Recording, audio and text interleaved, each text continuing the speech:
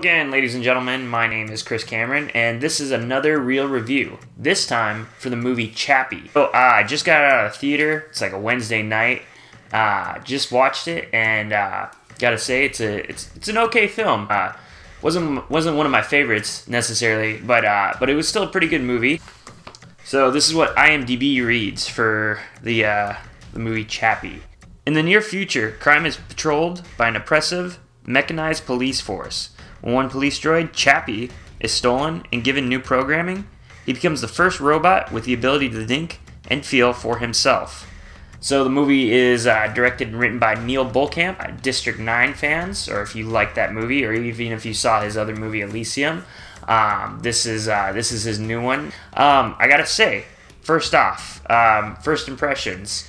It was an alright movie. There's, I think, a pretty good cast. You got Hugh Jackman, Sigourney Weaver. Band Die Antwoord plays like the other half, the other side, the guys who steal CHAPPiE. Kind of cool. I've never seen really an artist or musician in a movie before, so I thought that was kind of interesting.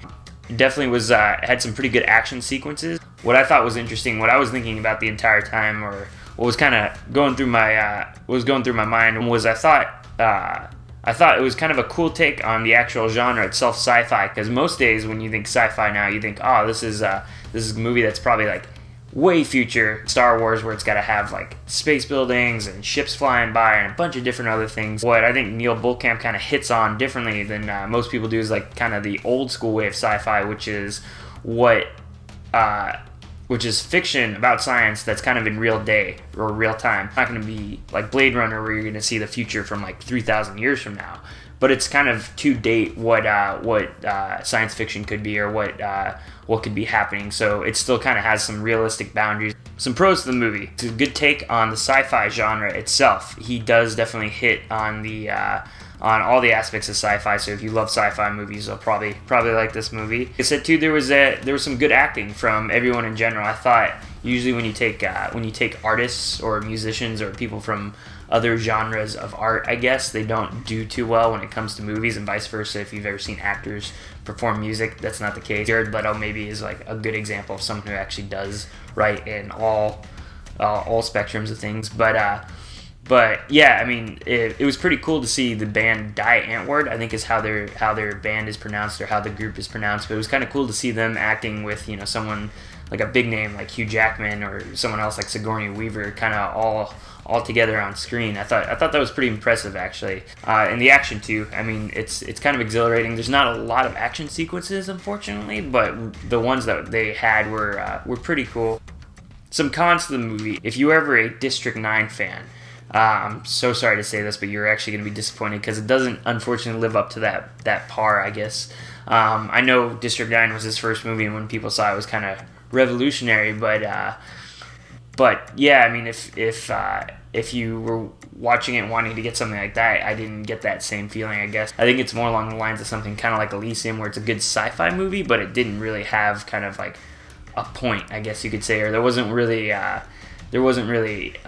purpose or reason for the movie, I guess, other than to purely entertain, which there's nothing wrong with that, but I wouldn't go into the expectations thinking anything more than it's just a action film. Another con too was that, and you could, I mean, this happens all the time with tons of different movies, but the movie was advertised as an action movie, and there wasn't as much action, I guess you could say, as the trailers made it seem like. Elysium or District 9, those were probably, a good hour and a half or 2 hours worth of action, and there was some dialogue within those movies, but purely it was just action, or it was just continuous movement. This movie, it was kind of like, had that roller coaster effect. There was action, and then it was down, and then it was up, and then it was down. It wasn't kind of going up to a breaking point, I guess you could say. So I guess there was some disappointment with that on my end of things, but that might be me being a little too harsh with it. But all in all, so if we're outweighing the pros and the cons with this movie, if you're a Die Antwoord fan, you're going to probably give this movie a 10 out of 10. But if you're a film fanatic, or if you're a film buff like myself, I'm going to probably give this probably like a 6.5 or even a 7 out of 10, being generous. Like I said, I was a huge fan of District 9, and I even kind of liked Elysium a little bit too, not as much. but this is more on the lines of Elysium. It wasn't as impressive as something like District 9, something he did before, but it definitely was worth watching. Or it's entertainment. So if you're bored, I would recommend watching this movie, but I wouldn't go in thinking it's going to be the greatest movie ever. Thanks for watching. If you liked it, please click subscribe. If you want me to review something else, go ahead and leave a comment in the comment box. I'd be more than happy to review a movie that someone wanted to see. If you want me to review something ridiculous too, I'm willing to watch anything. So it could be something really good or it could be something terrible. Doesn't matter. Thank you guys for your time. Thank you for watching. Catch you next time.